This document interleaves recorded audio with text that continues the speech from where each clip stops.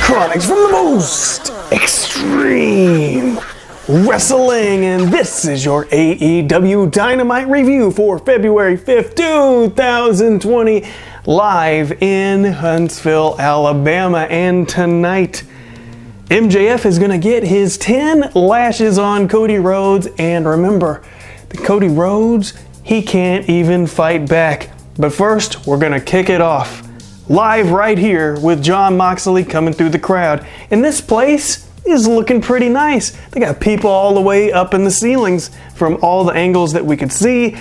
And tonight he's going to be in ring action, and he's got a larger eye patch with some extra little straps going around his head. So we're going to hope that this is going to be sufficient in covering up his injury, because tonight he's taking on Ortiz.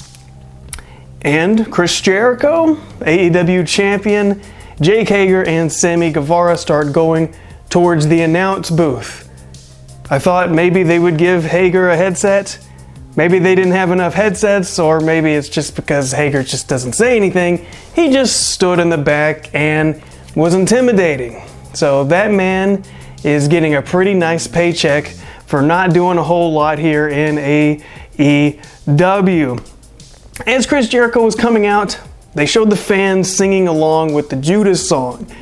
And I get it. It's making the rounds on social media. They're like, hey, look at this. People love Chris Jericho. They're singing the song. This is, people can be a part of the show and everything. That's cool. That's cool. But he is a bad guy. And showing the fans passionately singing this guy's song up close, I don't know. It leaves me with the feeling of, oh, he's kind of likable. I kind of like this guy.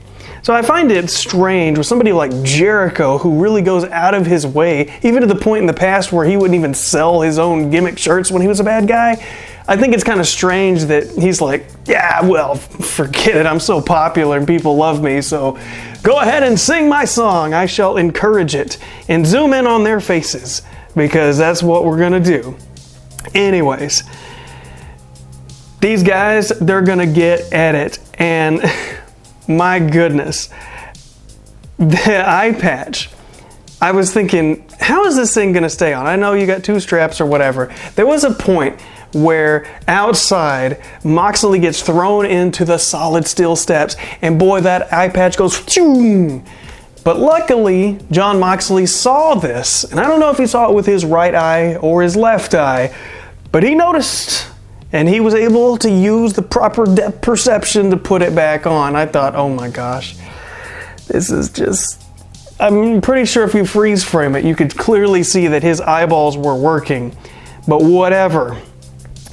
Paradigm shift. Moxley, he wins this thing. But Santana and Ortiz, they don't call him proud and powerful, but they still come in with the beatdown and they start attacking. But you know what? Jon Moxley, he's able to get another paradigm shift, and it looks like this dude got planted right on his head. And then Santana is down. Moxley, he's celebrating a little bit. Jericho's very upset. He's standing up. He's looking. He's got a microphone, and Moxley slowly pulls out his keys. Oh yes, if you hadn't forgotten, he's still got that Ford GT, which I'm sure he's driving to the arena every week. Why is he not cutting promos in the car? I'm just saying, if I was in a wrestling angle and I legitimately won a Ford GT, boy, you better believe every video would be me driving that thing to the gym, driving it to the arena, going through the town. Yeah, that would be awesome. But all he's got is the keys and the little Ford logo, and he pulls it out. He's got the key sticking out, and he's acting like he's going to stab somebody in the eye. And I'm thinking, I know you want to get retribution and everything, but don't you want to get retribution on Jericho? If you're the good guy, and I know you're crazy, but attacking somebody who wasn't necessarily, he was not the guy who stabbed you in the eye, so it's not really eye for an eye, it's like eye for the other guy's eye. It's just kind of, I don't know, it's not really the kind of justice that I would think that Moxley would be looking for, but boy does he do it. He stabbed Santana right in his eyeball. So this man is suffering a very similar injury. If you've ever seen car keys in your life, they're not exactly spikes, but I'm pretty sure you wouldn't want to get stabbed in the eyeball with them. I mean, pretty much anything hitting your eyeball is not going to be good. One time I got hit with a ricochet in the eyeball. Not Ricochet the wrestler, but Ricochet like a bullet. And yeah, it's not fun. But luckily, my vision, 100%. So I hope Moxley and I hope Santana, I hope they can recover 100% from that injury. Next up, Best Friends with Orange Cassidy taking on SCU. I'm hoping that SCU can get back in that tag title picture because I really like the tag team of these guys. We're going to find out. All they need is some wins. I know that AEW does keep track of the win-loss record, although they don't necessarily bring it up a lot, and sometimes they just put people in tag matches or in title matches when they've been losing repeatedly. Yes, no extra syllables needed. Anyways, right before they go to the commercial break, all these guys are laying on the ground. They're all hurt. They've all hurt themselves. They're laying outside. And then Orange Cassidy lays down beside him. So this man, laziest man in wrestling, he just decides it's a good time to take a break as well. Because why stand up when you can just lay down on the job? But the Best Friends notice this and they're like, hey dude, what's going on? And what is going on with Chuck Taylor's dad bod? His body is... yeah, it looks like he should be hitting the gym. Is he not going with Trent? Because Trent is looking pretty nice, pretty tan. He's looking pretty good. But Chuck Taylor, man, I'm just saying, you got a little bit of a gut going on, and it's not shrinking. So I don't know what's going on there. And I think maybe it could help because here, Best Friends, they got beat. They got beat by SCU. And yes, they were former tag team champions. But a Best Friends, hey, if you want to be tag champions, maybe got to try a little bit harder on that gut. Okay. No time to celebrate because the Dark Order was apparently behind the curtain just waiting to come out. And they come running down, they attack, and they pose, they take their mask off, and they're here. Why? Well, They offer Orange Cassidy a mask, and not even Orange Cassidy is lame enough to join the Dark Order. He puts his hands into his pockets, and he says no. And they attack Orange Cassidy. Poor dude. I mean, you know, you can offer somebody something and they can say no, right? Well, apparently not with the Dark Order. They get very upset about people not joining. And this brings out Daniels. Christopher Daniels comes running down for the save. He wants to fight these guys. He doesn't care if there's 2, 5, 10. He doesn't care if the Exalted One is right there in front of him, which he wasn't. But he doesn't care. He wants to fight. He even lays down to let these guys come and attack him. And they're like, no. So, a perfect opportunity to attack Christopher Daniels. But see, this is the thing. The Dark Order doesn't want to attack Christopher Daniels. They want Christopher Daniels to join the Dark Order. And I can see why. Because it might actually give this group some credibility. So, Christopher Daniels, you don't need them. I know you're not in the tag team anymore. You got hurt and you kind of got taken out of the picture and you didn't get to win the tag titles, but that's no reason to join these guys. I mean, a guy named Evil Uno, who's essentially the leader at this point. Well, I mean, I guess the Exalted One is the leader, but we haven't seen him. So we don't even know if he exists. They could just be making all this crap up. And I wouldn't leave it beyond them to do such a thing. Yes. Britt Baker. She comes out with Pyro, and she's got a super badass jacket. I really like that jacket. I thought it was awesome. But she's a bad lady now. She was hating on some Tony Schiavone last week, and here she is in the ring. Now, they didn't just jump to commercial break right when the match started, so that was a plus. Tonight she's taking on Yaka Sakazaki, I think. I just spit a little bit. She's the magic girl. I don't know if she's got magic hands, but she's a magical girl, okay? She's debuting here, and I don't know if AEW expects everyone watching to just know who these people are. They didn't really give us a lot of information, but she's got some big ass pants going on. I'm not sure what kind of pants those are called. They were definitely not tights because they were large, and they made her look even shorter than she was, so I'm not all about that look, but hey, you do you, magical girl. So this match, it doesn't go too long. Britt Baker, she goes for the lockjaw, and Yaka gets the weakest. What was that? Some kind of sliding pin? It looked like she had no pressure on her, no weight, no arm. It just looked like Britt Baker. Like if this was Yaka and this was a Britt Baker, she went shooting like this, and she was just kind of wedged with her shoulders on the ground, and that was the 1, 2, 3. Britt Baker, understandably, getting beat with such a simple, lax maneuver, gets very angry, and she comes in with the attack. And yeah, she attacks with the ring bell, which makes absolutely no sound, which was kind of anticlimactic. And then she makes Yaka eat a rope, and it broke off a tooth. Now, I'm no medical professional, and I'm no dentist like Britt Baker is, but I didn't see a missing tooth. So, but I did see blood, and I did see a tooth. So, perhaps get that checked out with your local dentist. Preferably not Britt Baker, though. You need a real doctor. And look, I know doctors are supposed to help people, but I don't know. Is a dentist the same thing? I mean, they're doctors. So, I don't know. Like, if you get your tooth knocked out in a fight and there's a doctor in the room, does a dentist come running up and examine you and go, well, we're going to need to take this incisor here and do this? I don't know. I don't freaking know, man. I don't know. Leave that to the professionals. But she does the lockjaw after this, and people are booing Britt Baker like crazy. And how can you not? That was brutal. That was a little extreme, don't you think? Next up, we have an 8-man match. Holy crap. So many people are about to be up in this match. 8 to be exact. It is Butcher, Blade with the Bunny, and the Lucha Bros taking on the Young Bucks, Hangman Page, and Kenny Omega, the tag team champions.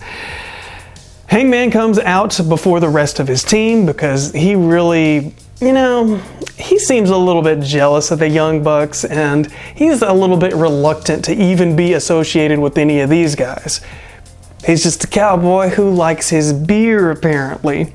He likes doing his cowboy things, and, I just don't see the Young Bucks nor Omega really being country boys. There were moonsaults, there were tags, there were double teams, and there were too many people in the ring at the same time. The referee did not count. While you have 6 people in the ring doing tag team move after tag team move, eventually the referee's just like, 1, 2, forget it. I guess these guys are legal. He looked a little perplexed, and I can imagine why. There was so much action in this ring that even the truck that's selecting the camera angles couldn't even capture the finish when the Lucha Bros won. So it's not just WWE at Royal Rumble missing Edge's spear. It's AEW as well. See, the thing is, when you got a lot of crap going on, it can happen. There are a lot of cameras going on, believe it or not. Yeah, so I can understand why they would select the wrong camera. And with all the chaos going on, you're trying to catch this guy flipping and that guy diving and the freaking triple gazillion suplex over here, whatever's going on. But dang, somebody got yelled at during that segment, I guarantee it.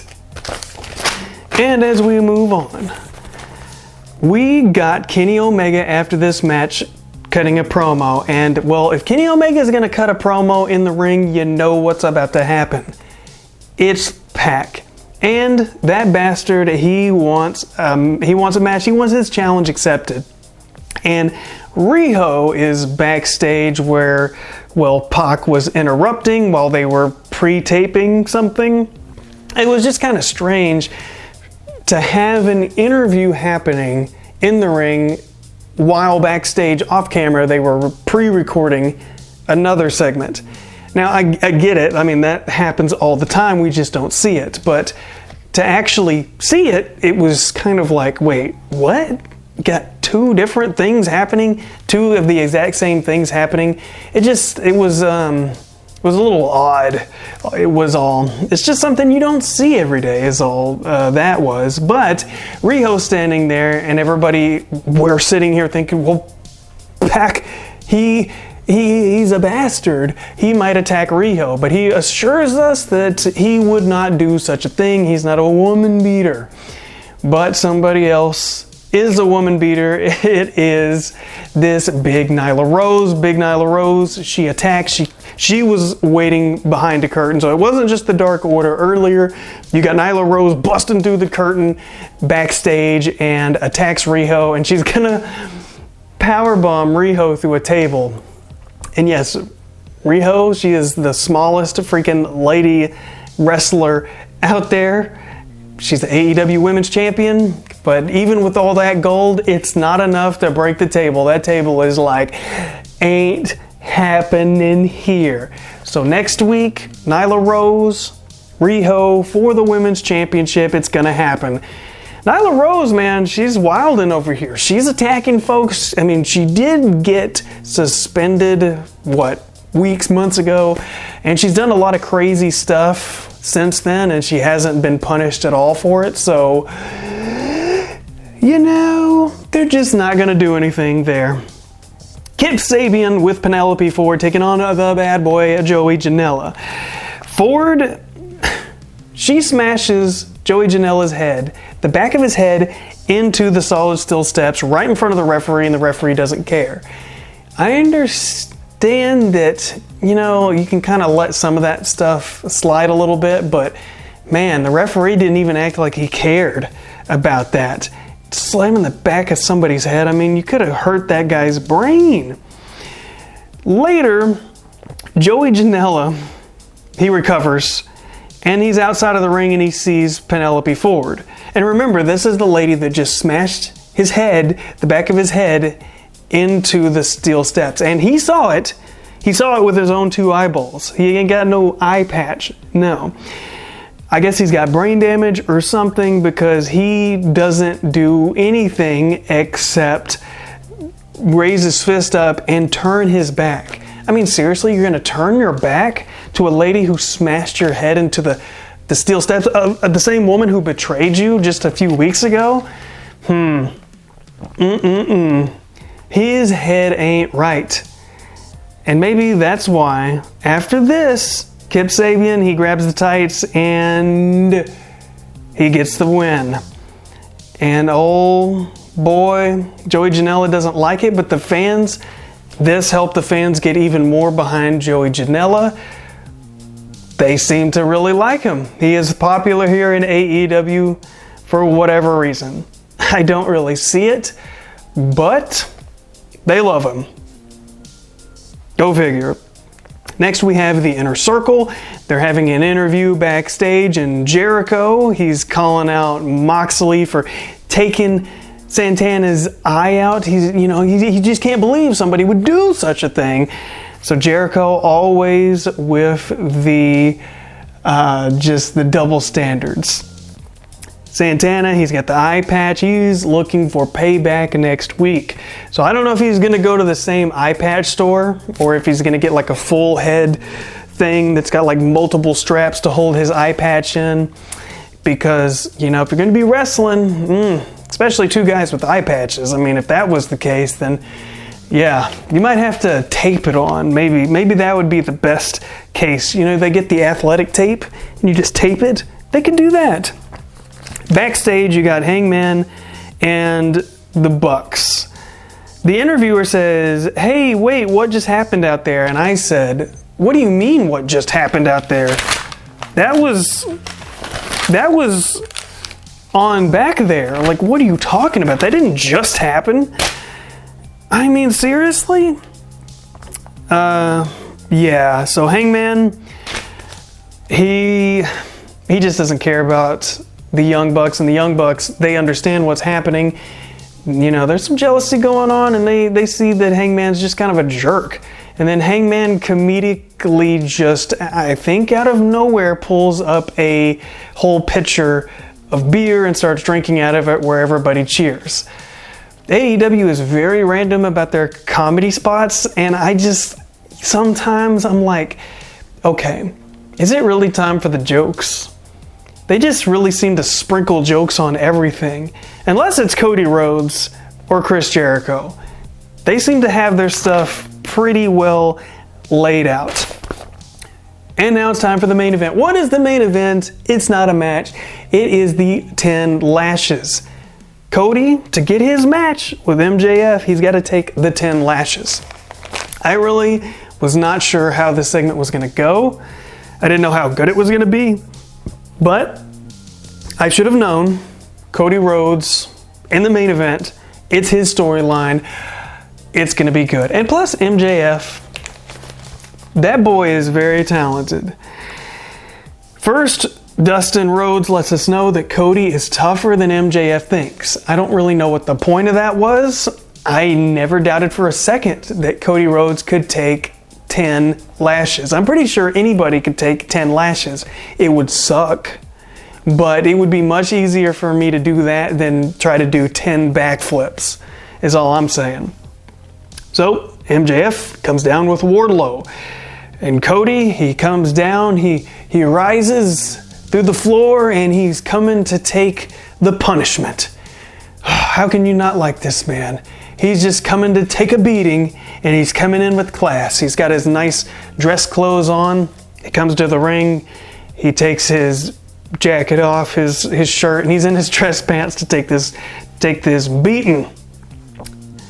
And he wants to use Cody Rhodes' own belt. So everything they do in here is just very smart. It's building on building on building on pieces till you build this up. So you have this big moment where you finally get to the point where you can't wait to see these guys take on each other at Revolution. Keep in mind, Cody cannot put his hands on MJF. Well, that match ain't happening. So they do the first whip to the back. You can already see the whelps, see the redness popping up. The second one, you got Butcher and Blade and Bunny coming out on the stage. Britt Baker comes out. It's like the locker room is starting to come out because of the concern. Like, they want to see what's going to happen. They're like, dang.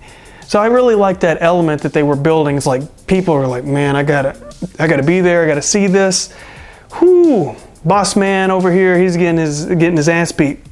The third one, he's down on his knees. The fourth one, Arn Anderson comes down. I don't know what he's gonna do. Hopefully no one throws a shoe tonight because he might freak out. Got two more. The referee is even officiating this one way better than he was the 8-man tag match earlier in the night.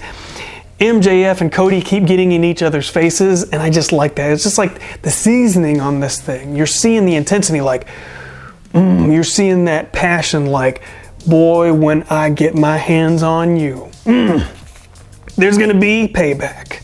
He's going to be attacking. But tonight he can't do that. He cannot attack him. He cannot touch him before Revolution. The Young Bucks come down for moral support. MJF and Cody, more face-to-face. They got two more, but Wardlow wants a shot. So he takes off his jacket, he pumps himself up, and boy, he unleashes a shot that was so massive that I'm surprised that Hangman Page didn't come down for shots. Brandy comes down and she's holding the hands of Cody Rhodes. Cody is just like grimacing in pain. He's almost in tears. He's holding his head. He's just like, oh my gosh. And Brandy's holding his hands like, come on, baby, you can do this. And I'm thinking, this is perfect. This was almost like a match, even though it was just him getting beat.